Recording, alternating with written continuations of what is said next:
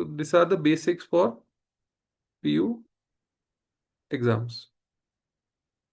PG हो, UG हो, LLM हो, दे आस्क बेसिक क्वेश्चंस। तो आईपीआर में आप लिखेंगे patent, copyrights, trademark, industrial designs, GI, undisclosed information, जैसे कि कोका कोला का secret, trade secret, plant varieties new, कोई बना रहे हैं आप अगर न्यू, और इंटीग्रेटेड सर्किट्स, चिप्स वगैरह जैसे बनती हैं इंटीग्रेटेड सर्किट्स। सर्किट सिर्फ F1 रेस वाले नहीं है, ये दूसरे हैं आई कंप्यूटर वाले circuits. Integrated circuits, layout design, तो ये आईपीआर के अंदर आते हैं। भारत के जो आईपीआर एक्ट हैं ये आपसे क्वेश्चंस पूछ लेते हैं। पेटेंट्स एक्ट 1970, और लास्ट टाइम कब अमेंड हुआ था? 2005, इतना पूछते हैं। ठीक है, patents act 1970, last time amend हुआ है 2005। डिजाइन एक्ट 2000 में, ट्रेडमार्क एक्ट 1999 में। इनके ईयर्स लिख लीजिए, क्वेश्चंस हैं ये, बहुत फेमस क्वेश्चंस हैं जिनसे पूछे जाते हैं आपसे। ट्रेडमार्क एक्ट 1999 में, कॉपीराइट एक्ट 1957 में। इसका लेटेस्ट चेक कर लेना कभी अमेंड हुआ है, क्योंकि ये शायद पीडीएफ थोड़ा पुराना है। सेमीकंडक्टर लेआउट एक्ट 2000 में। भारत सेमीकंडक्टर या चिप्स में काफी पीछे है। ताइवान में सबसे ज्यादा प्रोड्यूस होती है, इसलिए चाइना का पूरा नजर है उसके ऊपर। एक यूएस की सबमरीन या शिप्स वहीं पर होती है ताइवान को प्रोटेक्ट करने के लिए। ठीक है। Geographical indication of goods act 1999। Protection of plant variety act 2001। ये इन सब के एक्ट्स हैं और नाम और ईयर पूछते हैं।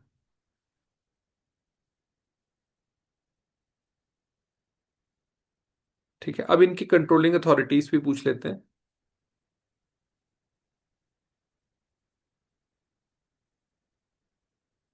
देखो आप लिखो बाकी सारी चीजें, आप लिखो सबसे पहले copyright is under MHRD, ministry of, MOHRD होता है इसको, MOHRD बोलते हैं, ministry of human resource and development, MOHRD। और रेस्ट जो है वो सारी ministry of commerce and industry के अंदर है, तो वो बेटर है rather than लिखने का सारा। आपको बस ये बताओ कॉपीराइट MOHRD के अंदर है। और लेआउट सर्किट्स का जो डिजाइन है वो आपका आईटी के अंदर है, मीटी कहते हैं अब इसे, MEITY, ministry of information and technology. तो सर्किट्स जो है आप लिख लीजिए, सर्किट्स इज बाय मीटी, MEITY। और क्योंकि प्लांट्स जो है ना वो हमारे मिनिस्ट्री ऑफ एग्रीकल्चर के अंदर जाते हैं, तो ये बात बड़ी बेसिक और सिंपल है।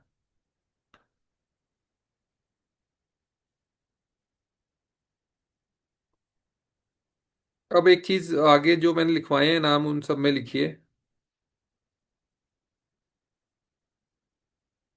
पेटेंट जहाँ लिखा है ना, पेटेंट्स एक्ट, तो उसमें लिखिए 20 साल, 20 ईयर्स फाइलिंग से रहता है। जहाँ वो सबसे ऊपर भी लिखा है ना, 20 साल फाइलिंग से रहता है। ट्रेडमार्क के आगे लिखिए 10 साल, और ट्रेडमार्क के आगे 10 साल के आगे लिखिए रिन्यूएबल, रिन्यू होता रहता है ट्रेडमार्क। कॉपीराइट के आगे लिखिए, आपको ऊपर लिखवाया ना, कॉपीराइट के आगे लिखिए ऑथर प्लस 60 ईयर्स,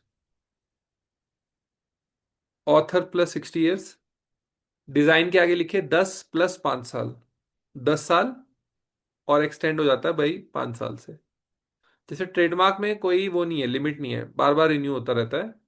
लेकिन जो बाकी हैं जैसे पेटेंट है वो मतलब एक बार आपने कोई नई चीज इन्वेंट कर दी, ठीक है, इन्वेंट, 20 साल तक आप उसका फुल फायदा लो, लेकिन उसके बाद वो एक्सपायर हो जाता है, फिर वो सबका हो जाता है।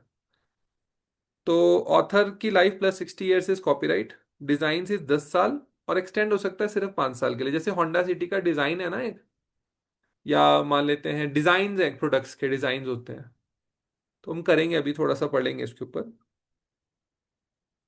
जोग्राफिकल इंडिकेशन 10 साल के लिए, और रिन्यूएबल होते हैं। जैसे जोग्राफिकल इंडिकेशन आप बोलेंगे क्या है सर जोग्राफिकल इंडिकेशन? अल्फोंसो आम है, वो नागपुर या महाराष्ट्र से आता है, नागपुर या नासिक से। फिर उसके बाद बनारसी साड़ी, थांजेवर की साड़ी, मान लो आपकी साड़ी के ऊपर लिखा हुआ है बनारसी साड़ी, तो वो बनारस से ही बनी होनी चाहिए। ठीक है। प्लांट वैरायटी 15 से 18 साल, depending on the crop type.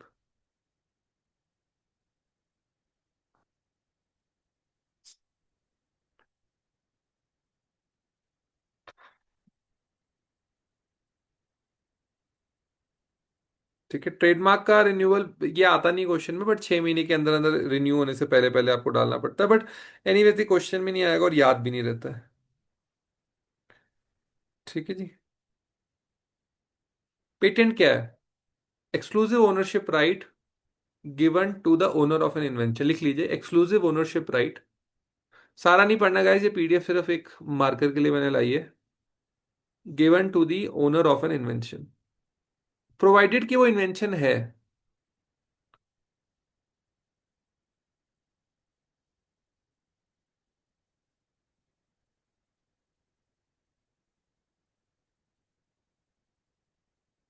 ठीक है, पेटेंट लॉ है, प्रॉपर्टी राइट है, इसलिए इसको गिफ्ट किया जा सकता है, इनहेरिट किया जा सकता है, असाइन किया जा सकता है, सोल्ड किया जा सकता है, लाइसेंस किया जा सकता है।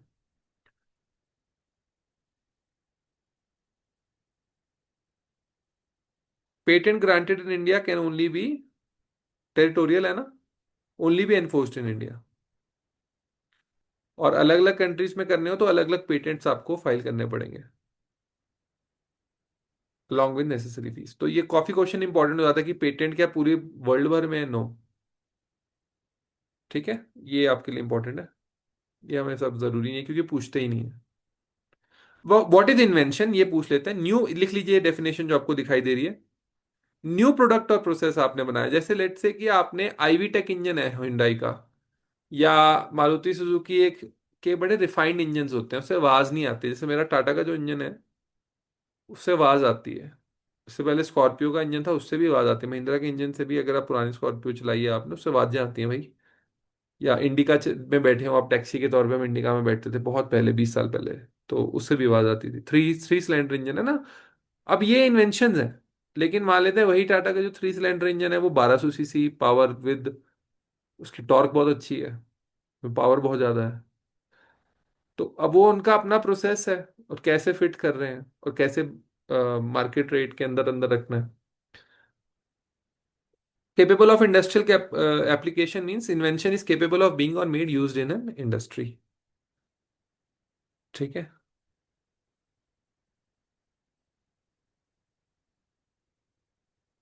तो अगर न्यू प्रोडक्ट तभी है जब वो नया बना है। मान लेते हैं हमने हाइड्रोजन लिया और ऑक्सीजन लिया और उससे आपने पानी बना दिया, this is not a new product. ये तो सबको ही पता है, ग्लोबल स्टेट ऑफ आर्ट में नहीं होना चाहिए। ठीक है।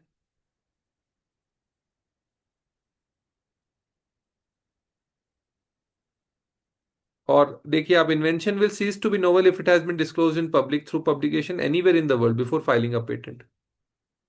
तो आप पेटेंट बेसिकली पता है क्या है? पेटेंट राइट है कि आप एक्सक्लूसिव यूज मांगते हैं उस चीज का। मान लेते हैं कि आपका प्रोडक्ट देख के किसी ने और अपनी कंट्री में लगा दिया, पहली बात तो उसे पेटेंट नहीं मिलेगा, लेकिन लेट्स से कि उसने यूज करना स्टार्ट कर दिया। जैसे ही आप उस कंपनी उस कंट्री में पेटेंट फाइल करेंगे उसे स्टॉप करना पड़ेगा, क्योंकि पहला प्रोडक्ट आपका था मार्केट में जो आया हुआ था, इंडिया में ही आया था, लेकिन इंडिया से देख के लेट से उसने अमेरिका में स्टार्ट कर दिया। जैसे हम लोगों ने मान लो अमेजोन है, अमेजोन एक आइडिया है कि आप बुक्स बेच सकते हैं, पहले बुक्स से स्टार्ट हुआ था अमेजोन, बुक्स आप बेच सकते हैं ऑन इंटरनेट। फिर बुक से धीरे धीरे प्रोडक्ट्स पे आए। जैसे अब ब्लिंकिट है, ब्लिंकिट शुरू में लगा 5 मिनट डिलीवरी, लेकिन अब आप देखोगे ब्लिंकिट तो इज हाफ ऑफ अमेजोन। तो अमेजोन ने भी अपने स्टोर्स जो हैं रिसेंटली बढ़ा दिए हैं आसपास। अब जैसे राजपुरा में एक परमानेंट स्टोर कर दिया, उसमें सारा सामान रखते हैं, तो एक ही दिन में प्रोडक्ट पहुंच जाता है अमेजोन का भी, 1 या 2 दिन में। और ब्लिंकिट इज 5 मिनट्स 10 मिनट्स, तो थोड़े टाइम बाद अगर ब्लिंकिट ही सब जगह हो गया तो अमेजोन को भी टक्कर देगा वो। तो इसलिए बहुत जरूरी है कि हम, लेकिन क्या ये पेटेंट का वो है? नो, वो कोई इन्वेंशन थोड़ी था अमेजोन का, वो तो इंटरनेट था, और इंटरनेट पे बुक्स बेच रही है, कौन सा इन्वेंशन है? तो अमेजोन का प्रोडक्ट जो इंडिया में भारत में बना, फ्लिपकार्ट बना सबसे पहले। ब्लिंकिट ने लेट से उसे 5 मिनट में कर दिया, this is not an invention, this is a, बस एक प्रोडक्ट एज दे रहे हो आप इसको, आपका यूएसपी है ये कि 10 मिनट में आप ब्लिंकिट से पहुंच जाता है, ब्लिंकिट से या इंस्टामार्ट से। ठीक है, तो ऐसे बात आ जाती है। सबसे पहली बात है यहाँ पे इन्वेंटिव स्टेप है, टेक्निकल एडवांस है compare to existing knowledge, having economic significance और बोथ। तो इकोनॉमिक सिग्निफिकेंस भी होनी चाहिए या फिर बोथ। ठीक है। That makes the invention not obvious to the person skilled in the art. तो या तो एग्जिस्टिंग नॉलेज में हो, या वो इन्वेंशन से इतना इकोनॉमिक सिग्निफिकेंस हो रहा हो कि उसको पेटेंट करवाया जाए। ठीक है। कौन कौन सी इन्वेंशन नहीं हो सकती है पेटेंट, इसको लिखने पढ़ने की जरूरत नहीं है, सिर्फ सुन लीजिए। इन्वेंशन जो फ्रिवोलस है, जो ये कह रही है कि पैरेलल लाइंस आपस में मीट कर सकती हैं। माउंट एवरेस्ट जो है वो आप नंगे पांव से चढ़ सकते हैं। अब प्राइमरी और intended use of commercial, this is contrary to public order और मोरालिटी। आपने एक ऐसी इन्वेंशन लेकर आए जहां पर लेट से कि सारी भांग, सॉरी भांग क्या गया, सारी अफीम और चरस शिमला की आपको बीसीएस में या खलीनी में कहीं पर भी अवेलेबल हो। लेट से आपने कोई ऐसा इन्वेंशन कर दिया, कोई ऐसी ऐप बना दी बड़ी तगड़ी कोई टेक्नोलॉजी करके, लेकिन अब अफीम और चरस तो अपने आप में बैन है। तो अफीम और चरस के साथ डील करते तो वो आउट हो जाएगा। ह्यूमन, आपने कोई ऐसी ऐप बनाई कि जिससे आपको पॉइजन एकदम मिल जाएगा एनिमल को मारने के लिए, तो वो नहीं है plant life health. mere discovery of scientific principle, truth theory, और discovery of any living thing और non living substance occurring in nature, आपको कोई मिनरल मिला, न्यू मिनरल है, या फिर आपको कोई साइंटिफिक प्रिंसिपल मिला, मान लो जैसे ग्रेविटी का प्रिंसिपल है, अब इसे पेटेंट नहीं कर सकते, तो साइंटिफिक प्रिंसिपल है, इन्वेंशन नहीं है। उसमें आपका नाम दूसरी जगह जुड़ेगा साइंटिस्ट में, पेटेंट नहीं होगा उस पर। Discovery of new form of any substance, जिससे कोई नॉन एफिकेसी नहीं बढ़ती है। ठीक है।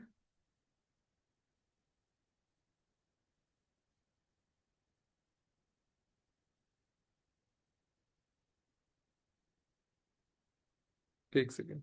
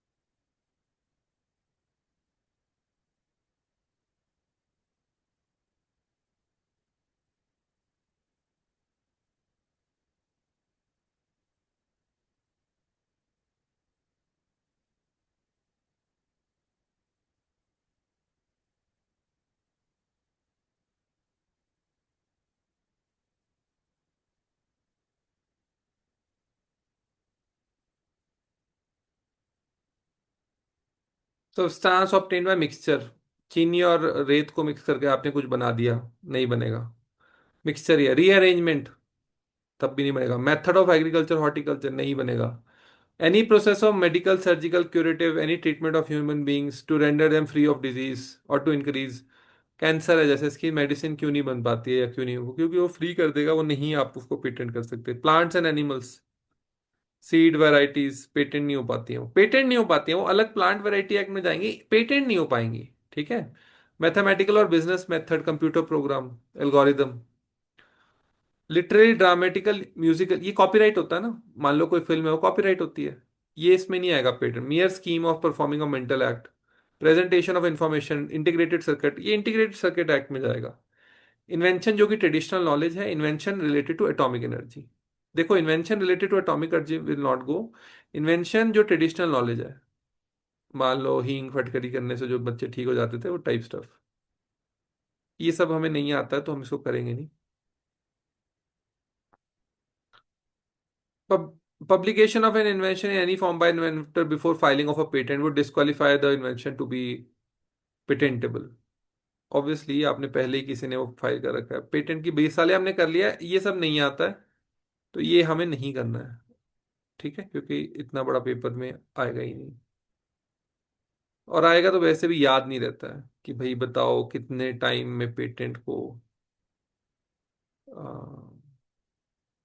हो सकता है। सिर्फ पेटेंट का टाइम पीरियड पूछते हैं, क्योंकि एग्जाम में इतना कुछ होता है याद करने को, हमें टाइम पीरियड भी याद नहीं रहते हैं, हमें तो, मुझे तो याद हो गया ना बार बार पढ़ा पढ़ा के। ठीक है।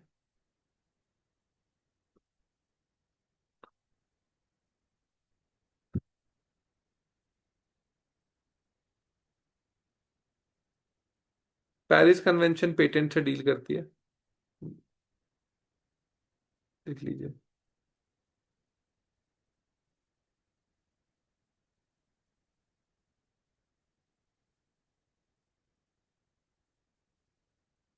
और आपका होमवर्क है ट्रिप्स एग्रीमेंट, TRIPS।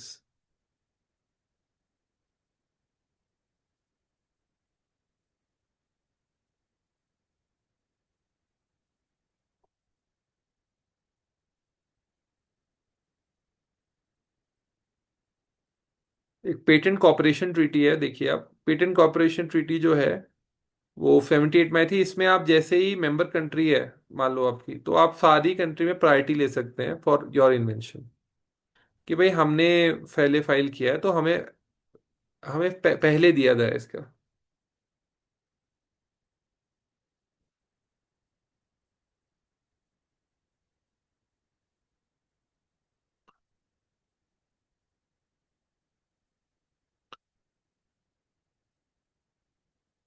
बाकी जरूरी नहीं है। बेसिकली क्या होता है कि पेटेंट आपने फाइल किया, उससे पहले वहां पे मान लो आपसे 2 दिन पहले किसी और ने पेटेंट फाइल कर दिया, पर आप इंडिया में पहले ही पेटेंट ले चुके थे, तो आपने अगर इस मेंबर ट्रीटी हो तो आपको प्रायोरिटी दी जाएगी। आपसे पूछा जाएगा जी आपको पेटेंट क्यों ना दिया जाए पहले। फीस वगैरह आती नहीं है तो हमें करना नहीं है। कॉपीराइट। देखिए कॉपीराइट में क्या क्या आता है, यही क्वेश्चन आते हैं basically, copyright patent, copyright patent. तो हम बहुत डेप्थ में नहीं जाएंगे दूसरी चीजों में। उनके टाइम लिमिट्स क्या है वो आ जाते हैं ज्यादा से ज्यादा। कॉपीराइट में literary, dramatical and musical work, Harry Potter.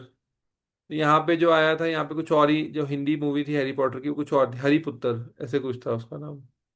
India में भी लॉन्च हुआ था। Literary, dramatical and music work, computer program, softwares, ये डेफिनेशन ऑफ लिटरेरी वर्क में आते हैं। Artistic work, cinematographic films, sound track, video films. Musical work, dramas, literary dramas, musical work, films.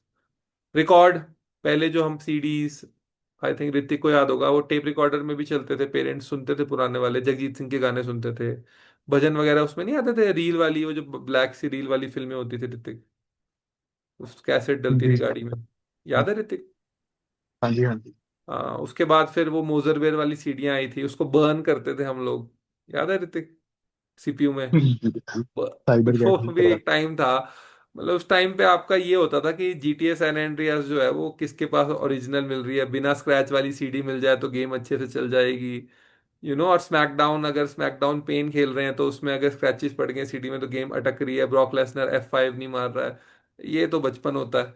बाद में मतलब बड़ा होता है तो फिर सोचता है कि चलो बचपन ही ठीक था, because you are not bothered about anything else rather than Brock Lesnar's F5 and Raw and SmackDown.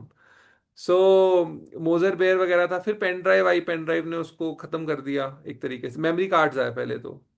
फिर कभी सोचा नहीं था ऐसा। फिर उसका रेडियो भी ऑलमोस्ट ओवर। रेडियो तो खैर अभी भी चलता है, बिकॉज बहुत सारे इंडिया में लोग रेडियो सुन लेते हैं, दे डोंट बॉदर कि हम ये गाना सुने वो गाना सुने। रेडियो में मन भी लगा रहता है। मैं हूँ आरजे सोनाक्षी, आपके साथ आपके लिए लाई हूँ गीत सदाबहार नगमे। So, so all people are not very happy also. Sometimes you just need to be happy. So you hear the voice. So record, disc, tape, perforated roll वो है बेसिक। मेरा कहने का मतलब तो ये था, ये था, और अदर डिवाइस, ठीक है। तो what are the rights of copyright holder? ठीक है, not being a computer program, literary dramatic, तो reproduce the work in any material. सबसे पहले issue copies of the work to public, perform work in, जैसे चेतन भगत की मूवी 3 इडियट्स जो था 5 point someone से बहुत ज्यादा इंस्पायर्ड थी, तो फिर चेतन भगत को पैसे देने पड़े उन्हें। या जैसे अभी लेट्स से महाभारत बना रहे हैं, या फिर जो अभी महाभारत बना रहे हैं, इसमें कॉपीराइट क्यों नहीं लगेगा? क्योंकि जो ऑथर है इसके, ऋषि व्यास, वेद व्यासा इज द ऑथर ना। तो he is not alive, he is not alive. तो या हनुमान चालीसा है, आप कोई भी पब्लिश कर देता है उसको। हनुमान चालीसा आप बोलो कि ऋतिक पब्लिकेशन, रोहित शर्मा पब्लिकेशंस, हनुमान चालीसा हम पब्लिश कर सकते हैं, क्योंकि जो उसके ऑथर हैं तुलसीदास जी, जिन्होंने वो चौपाई गाई है और जिसको पावर दी है अपनी भक्ति से, तो वो अब है नहीं। और 60 साल भी हो गए, ऑथर प्लस 60 ईयर्स है ना, देखिए ध्यान से रखिए उसका टाइम लिमिट याद करिए। तो अगर तुलसीदास जी मान लो 1500s में बॉर्न थे, तो 1560 में मर गए, तो 1560 प्लस 60, 1620 में उनका कॉपीराइट खत्म हो जाएगा। तुम 1621 में आप अपनी पब्लिकेशन से राम चौपाइयां स्टार्ट कर सकते हो। इसीलिए गीता प्रेस जो है, जो येलो येलो रंग की बुक्स होती हैं, बड़ी बड़ी धार्मिक बुक्स येलो रंग में आती हैं। तो येलो रंग में इसलिए छापते रहते हैं कि वो बहुत पुरानी बुक्स हैं, मतलब दे यू कैन, इसीलिए जो आप कभी कभी ऑथर्स के पास जाते हैं पुराने, जो जैसे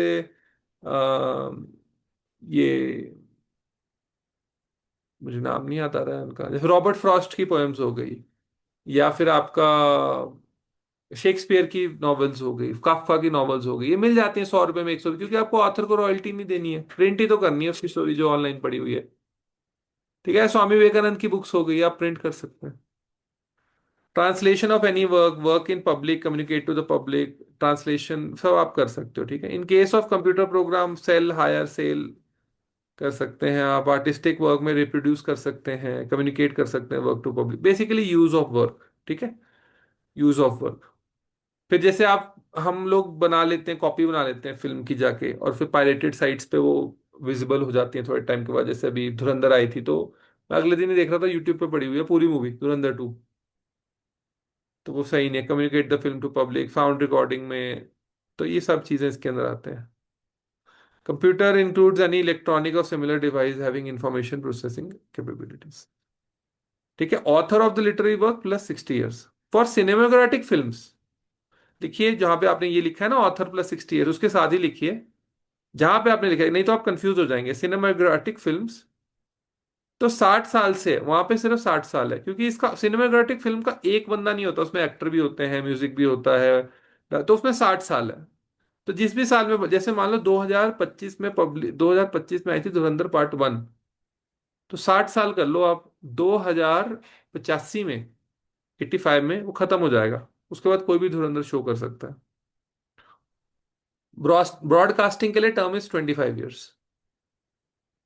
अगर ब्रॉडकास्ट हुई है कोई चीज तो 25 साल है। ठीक है, इसके अलावा आता नहीं है। नमो भगवते रुद्राय। Designs, varieties, brands, television, mineral water, different from each other, obviously different है, विटारा का स्टाइल डिफरेंट है। देखो, तीन गाड़ियां हैं, Hyryder, I think Vitara, और एक और ब्रेजा, मेरे ख्याल से ब्रेजा और ब्रेजा और विक्टोरिस आई है अभी मारुति की ना। तो मैंने देखा तो ब्रेजा और विक्टोरिस का तो इंजन सेम ही है। फिर टोयोटा की हाई राइडर और मारुति का इंजन वही बना रहे हैं, बस बाहर का डिजाइन अलग है, हाई राइडर का डिजाइन अलग है टोयोटा का, और विटारा का थोड़ा सा अलग है। तो वो दोनों जब अलग हैं तो फिर वो डिजाइन के पैसे हैं बस बेसिकली, और मतलब अंदर की फर्निशिंग क्या की हुई है उन्होंने। तो टोयोटा का इंजन तो है नहीं उसमें। तो देखिए, what is being said is that the external design colour scheme of a product plays a key role in determining the market acceptability of the product over other similar products. For example, पता है क्या हो गया, जैसे हमारा mind set है, कोई nano की गाड़ी चलाता था, टाटा नैनो आई थी जो 1 लाख रुपए की, तो सबको ये लगता था कि पैसे नहीं है गाड़ी लेने के लिए। तो इमेज ही ये बन गई उसमें, क्योंकि वो थी सबसे सस्ती कार बन के उन्होंने उसको किया। सेम इमेज ऑल्टो में नहीं बनी, क्योंकि एक तो मारुति का नाम ज्यादा था, और मारुति फिर ऑल्टो जो है वो 2.5 लाख, 3 लाख, 2-2.5 लाख में तो आती थी, उस टाइम पे भी 2 लाख की मारुति आती थी 800, और 2,80,000 तक की ऑल्टो आती थी। अब ऑल्टो महंगी हो गई ऑब्वियसली, अब तो 4-4.5 लाख की ऑल्टो ही आती है अगर आपने ढंग की लेनी हो। तो जब हमें, आप बात करो 10-15 एक साल पहले, जब ऑल्टो की सेल्स वैसी होती थी, ऑल्टो अभी भी ऑल्टो की सेल्स होंगी, लेकिन उस टाइम तो ऑल्टो ही इतनी ज्यादा चलती थी, ऑल्टो ऑल्टो ही दिखाई देती थी, उसके गोल गोल से सर्कल्स होते थे पीछे। या वैगनार बहुत चलती थी। सो अभी भी वैगनार चलती है बाय द वे, टैक्सी के लिए वो बहुत अच्छी कार है। सो उनका डिजाइन है, वैगनार जैसे थोड़ी ऊंची सी है, उसमें सामान बहुत आता है, लंबे लोग आ जाते हैं।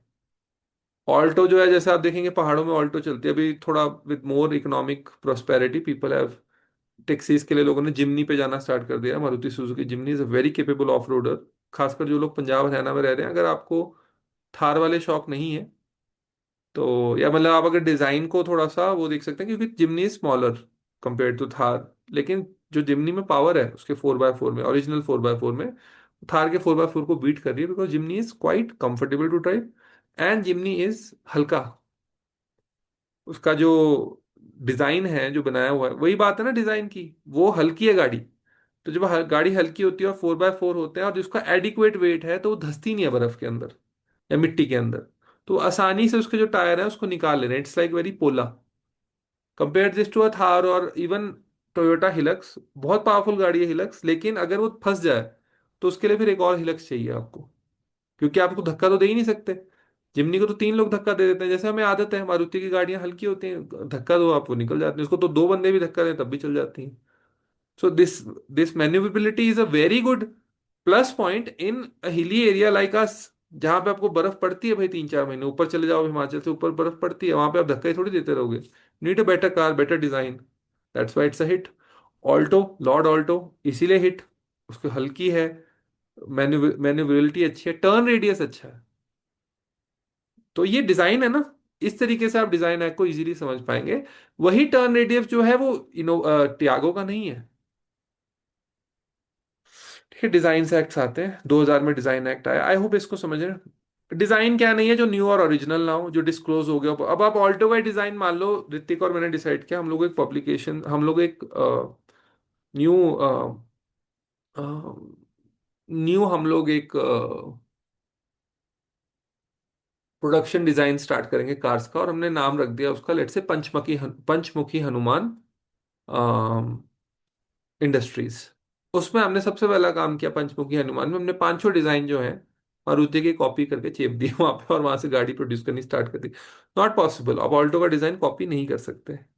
इसीलिए जैसे स्विफ्ट का डिजाइन भी आप देखेंगे चेंज होता रहता है, क्योंकि एक तो डिजाइन की लिमिट है, तो आप चेंज होते रहते हैं, ठीक है। और सिग्निफिकेंटली डिस्टिंग्विशेबल होती हैं सारी गाड़ियां, ऐसा नहीं है कि, देखो स्कॉर्पियो का डिजाइन सफारी से डिफरेंट है। सफारी और हैरियर भी डिफरेंट है। हैरियर और अपना बाकी कोई गाड़ी ले लो, क्रेटा ले लो, डिफरेंट है। और थोड़े थोड़े सालों में उनके फेस लिफ्ट अपलिफ्ट आते रहते हैं ताकि लोग बोर ना हो जाए। Article means any substance artificial, चलो ये हमें करने की जरूरत नहीं है। ओरिजिनल डिजाइन प्रोटेक्ट रहे, इसके लिए वो चाहिए। Sometimes purchase people purchase articles for uses not influenced by their practical efficiency but also by their appearance। सबसे बड़ा एग्जांपल इसका क्या है? थार रॉक्स। सबसे बड़ा एग्जांपल इसका थार रॉक्स है। 4x4 लेनी नहीं है, एक तो उसकी माइलेज बहुत है और उसको 20 लाख के आसपास प्रोडक्ट चला जाता है, तो लोगों ने थार रॉक्स ले ली क्योंकि 10-12 लाख में खिलौना मिल गया आपको। आपको थार वाली फील भी आ गई, महिंद्रा वाली। आपको गाड़ी भी वैसी मिल गई, और बस आप उसमें 4x2 चिपका हटा दो और 4x4 लिख दो, किसको पता अंदर क्या है, 4x4 है भी या नहीं। तो गियर बॉक्स जब देखेगा कोई तभी पता लगेगा, जब उसमें छोटा सा गियर और होगा 4x4 के लिए। बट इतना कौन है, और आपको तो फील लेना है बस थार का। तो वो आपको 8-10 लाख में कम में मिल रहा है तो आप ले लोगे। ये सबसे बड़ा एग्जाम्पल है इसका। तो इस तरीके से डिजाइन एक्ट जो है वो आपका हो जाएगा। ठीक है, ये सब हमें नहीं करना है क्योंकि इससे ज्यादा पूछते ही नहीं है। रजिस्ट्रार ऑफ डिजाइन है, कौन कौन सी मिनिस्ट्रीज हैं वो सब हमने कर लिया है, तो इससे ऊपर आता नहीं है। एक वीपो पढ़ना है आपने। वीपो, WIPO, और ट्रिप्स एग्रीमेंट, TRIPS, मैंने बताया ना आपको, वीपो और ट्रिप्स पढ़ लेना। वर्ल्ड इंटेलेक्चुअल प्रॉपर्टी ऑर्गेनाइजेशन है, very very important. Trademark act, trademark act बड़ा इंपॉर्टेंट है, बहुत इंपॉर्टेंट है। 7 साल से इसको 10 साल कर दिया है। तो ट्रेडमार्क एक्ट के, ट्रेडमार्क लिखिए आप please, distinctive design sign, not design, which identify certain goods और services. For example Nike, Nike का logo, the moment you say Nike का लोगो, प्यूमा का लोगो, और रिबॉक का लोगो, और LG, life is good, Whirlpool, तो आपको पता है कि वो प्रोडक्ट क्या, गोदरेज का लोगो, डिस्टिंक्टिव साइन है। कॉम्बिनेशन ऑफ वर्ड्स हो सकते हैं, लेटर्स हो सकते हैं, न्यूमरल्स हो, for example combination of words, letters and numerals. So Nike just do it है ना, लिखा हुआ। Drawing, symbols, combination of colours, trademark traders, companies, firms ये अपने गुड्स को डिस्टिंग्विश करने के लिए करते हैं। टाटा, बाटा, लिबर्टी, ब्रुक बॉन्ड, डावर, ये हम सबसे ज्यादा देखते हैं, रिलायंस, जियो।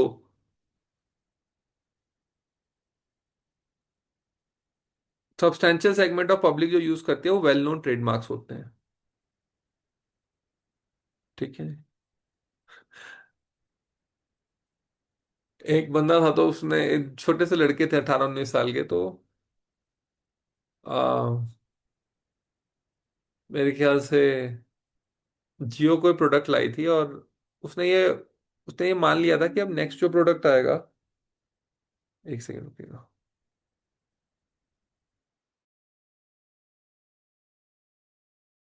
जो नेक्स्ट जो प्रोडक्ट आएगा वो जियो हॉटस्टार आएगा, क्योंकि उनका डिज्नी स्टार के साथ वो हो रहा था, क्या नाम, कॉम्बिनेशन। तो उसने क्या किया कि उसने जियो जियो हॉटस्टार की साइट्स ले ली सारी, जैसे गो डैडी पे जाके या हॉटस्टिंग स्टार पे जाके डोमेन नेम होता है ना, बाय कर लिया।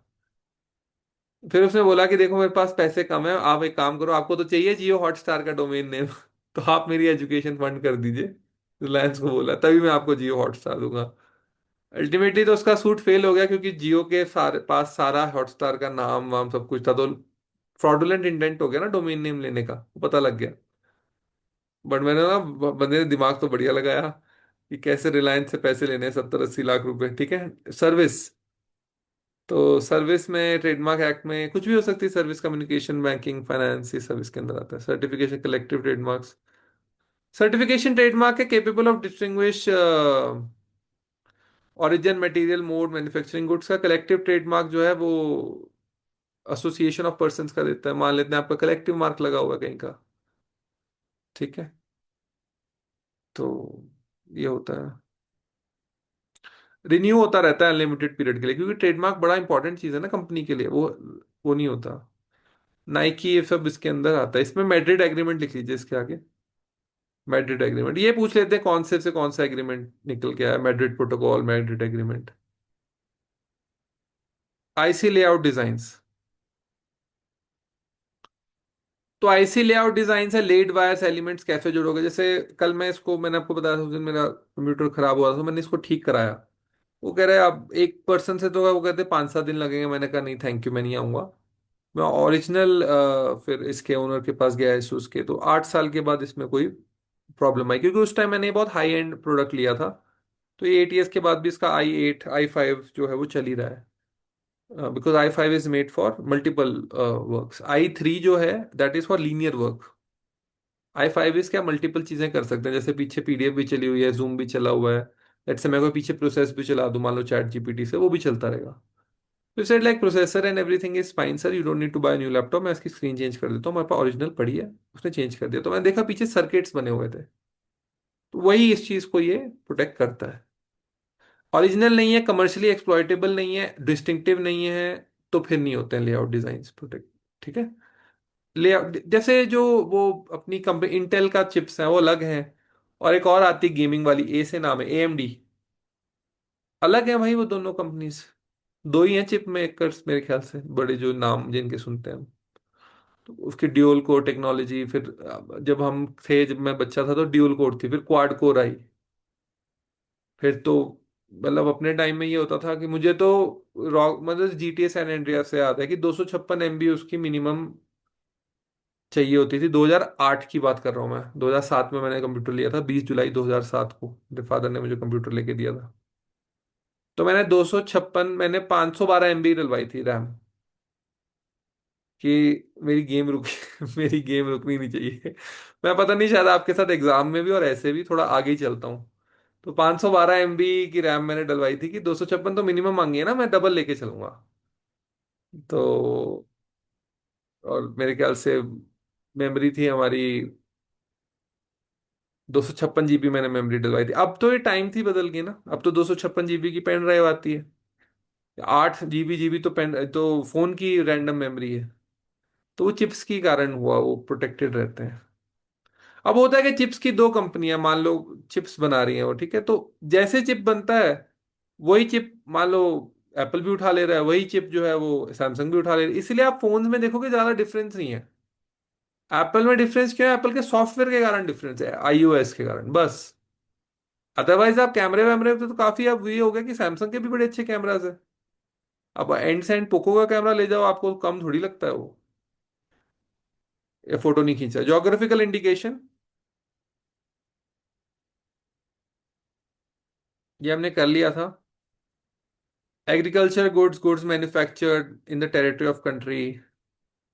Darjeeling tea, Pochampally saris, Kanjeevaram silk, champagne wine, scotch whisky, इसके अंदर जोग्राफिकल इंडिकेशन मिलती है। जगह का नाम जब एक जोग्राफी के साथ लिंक दो। Who can apply for geographical registration, person या एसोसिएशन ऑफ पर्सन जो जो एक अथॉरिटी के साथ जो है या एक जगह के साथ जो है वो जुड़े हुए हो, ठीक है, रिप्रेजेंटिंग जो कर रहे हो प्रोड्यूसर्स को। तो बनारस के सारे साड़ी वाले जो ओनर्स हैं वो बोलते हैं कि ठीक है, हमारी ये ऑर्गेनाइजेशन है बनारस सिल्क मैन्युफैक्चर एसोसिएशन, हमें जीआई टैग दिया जाए, तो जो भी होगा उसमें वो जीआई टैग यूज कर सकता है, उससे बेटर रेट मिल जाता है। मान लो ऐसे साड़ी 2,000 की मिल रही है, आपने बनारसी साड़ी का टैग लगा दिया, 3,000 की जाएगी। तो जो 1,000 रुपये प्रॉफिट है वो फिर वहां पर जाएगा। ये भी अनलिमिटेड टाइम तक जो है एक्सटेंड हो जाता है।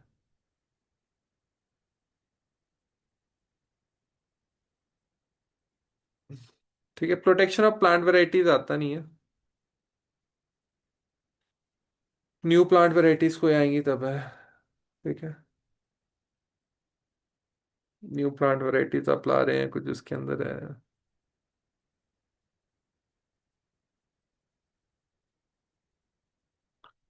ये हमें आते नहीं है।